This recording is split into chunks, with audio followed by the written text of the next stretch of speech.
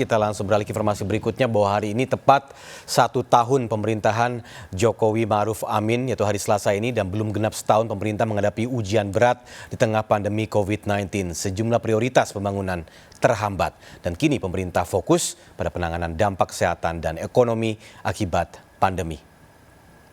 Demi Allah, saya bersumpah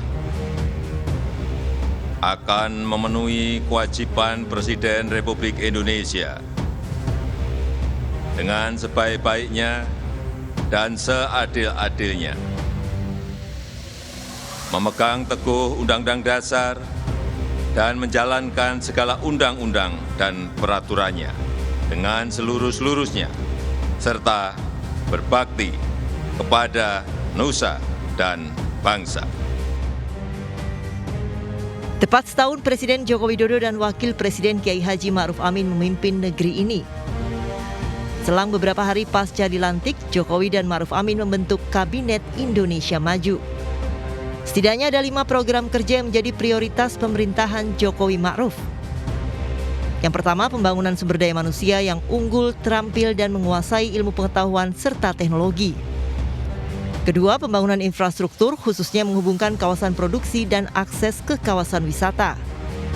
Ketiga, penyederhanaan sejumlah aturan yang berbelit-belit melalui Omnibus Law Cipta Kerja, bertujuan untuk mempermudah perizinan bagi pelaku UMKM dan terciptanya lapangan pekerjaan.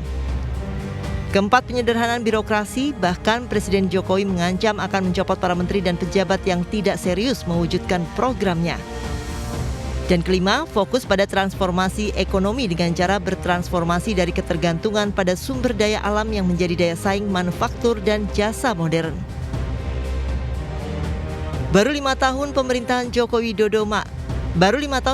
Jokowi Ma'ruf, namun prioritas pembangunan terhalang kondisi pandemi COVID-19. Pemerintah kini fokus pada penanganan dampak kesehatan dan ekonomi akibat COVID-19.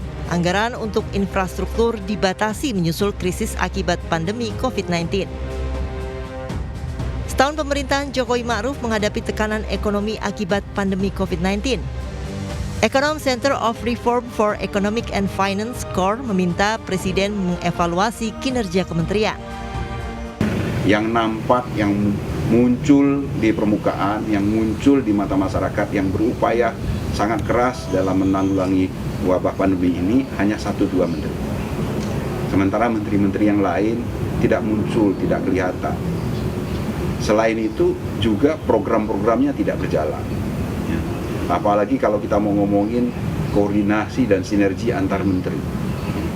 Saya kira untuk yang cukup dekat dengan beberapa teman di pemerintahan cukup paham bahwa Senin kemarin, Menteri Keuangan Sri Mulyani mengumumkan ekonomi Indonesia mulai membaik pada kuartal ketiga tahun 2020.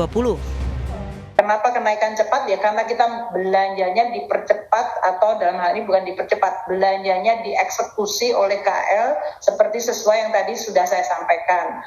Belanja negara itu tumbuhnya 15,5%, belanja pemerintah pusat 21,2%, transfer ke daerah naik 5,8%. Dengan tren perbaikan di sektor ekonomi diharapkan membawa angin segar bagi seluruh sektor kehidupan, terutama yang terdampak pandemi COVID-19, agar kembali menata kehidupan yang lebih baik. Tim Liputan iNews melaporkan.